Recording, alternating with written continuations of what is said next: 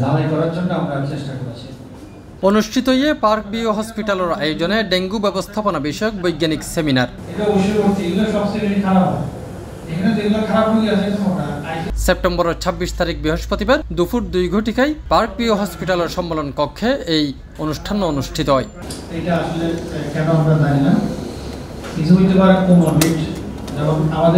বিশ্ব স্বাস্থ্য সংস্থার তথ্য অনুযায়ী 2023 সালে 70 দেশত 37 লাখের বেশি ডেঙ্গু রোগী, 2000-এরও বেশি ডেঙ্গুজনিত মৃত্যুর খবর ফাগিয়ে। এশিয়া মহাদেশত ভারত, নেপাল, শ্রীলঙ্কা, থাইল্যান্ড, আফগানিস্তান, ফিলিপাইন এবং সিঙ্গাপুর সহ 13 দেশতো প্রাদুর্ভাবের খবর ফাগিয়ে।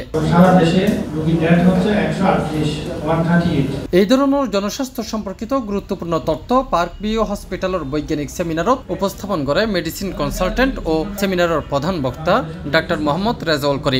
গত বছর ডেঙ্গু তো প্রায় সারা বছরে আছিল, বিশেষ করে এপ্রিল থেকে ডিসেম্বর পর্যন্ত আছিল। এবার উন্নতি হলে ডেঙ্গুর অনেকটা কমিয়েছে, কিন্তু তারপরে অনেক বেশি। ডেঙ্গুর পিক সিজন হলে এই যে সেপ্টেম্বর, অক্টোবর, আগস্ট, 3 মাস সবচেয়ে বেশি ডেঙ্গু হয়। বর্তমান পারস্পেক্টিভের মাঝে ঢাকা শহরের বাইরে চট্টগ্রাম হচ্ছে হাইয়েস্ট ডেঙ্গু রোগী পাওয়া যায়। দেশের অন্যান্য জায়গা এই পরিমাণে নাই। গত বছর চেয়ে কম, কিন্তু এখনো কিন্তু ডেঙ্গু অনেক বেশি। তো ডেঙ্গুর মর্টালিটি রেট, বিশেষ করে মৃত্যু হারও অনেক কমে, কিন্তু তারপরেও কিছু কিছু এখনো মৃত্যু হার আছে।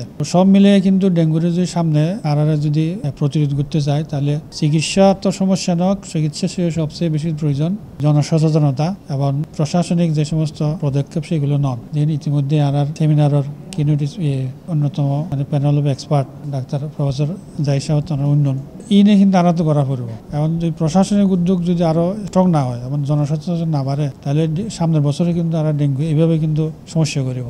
সেমিনারত সভাপতি হিসেবে উপস্থিত আছেন পার্ক বিও হসপিটালের ম্যানেজিং ডিরেক্টর ও orthopaedic surgeon doctor ATM Rezaul Karim. প্রধান অতিথি হিসেবে উপস্থিত আছেন চট্টগ্রাম মেডিকেল কলেজ ও হাসপাতালের মেডিসিন বিভাগের সহযোগী অধ্যাপক ডাক্তার এএসএম জাহেদ।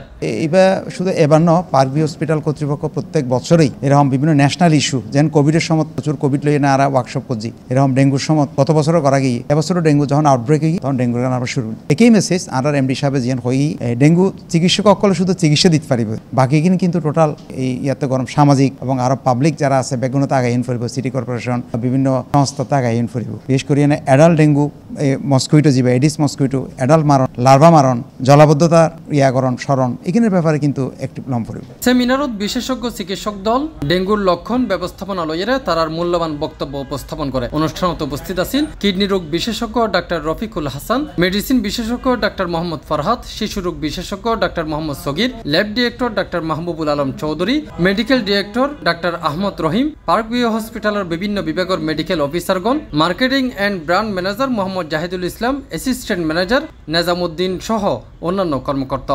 আমরা তো পার্ক বিওর মাঝে প্রতি বছরই এরকম সেমিনার আয়োজন করি, বিশেষ করে ডেঙ্গু, তারপরে কোভিড, এরকম যে সমস্ত ডিজিজগুলো আছে, ইনফেকশন ডিজিজ, এগুলো আমরা সবসময় প্রোগ্রাম আয়োজন করি। এর মাধ্যমে উদ্দেশ্য হল যে আর কনসালটেন্ট কল ডাক্তারের কলের রিসেন্ট নলেজ আপডেট করা, যাতে এই চিকিৎসালয় যাতে আরো উত্তপ্তভাবে নতুন যে রিসেন্ট আপডেট যেটা সেটা জানানো। তবে সবচেয়ে যেটা প্রয়োজন আসলে হচ্ছে ডাক্তার কল যে রিসেন্ট নলেজ দিলে যে ডেঙ্গু প্রতিরোধ হবে তা নয়, আর প্রতিরোধ করা করিব।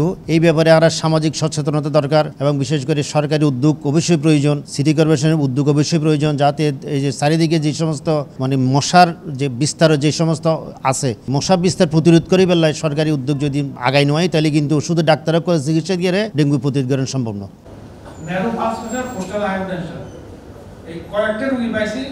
C+ TV Chittagong.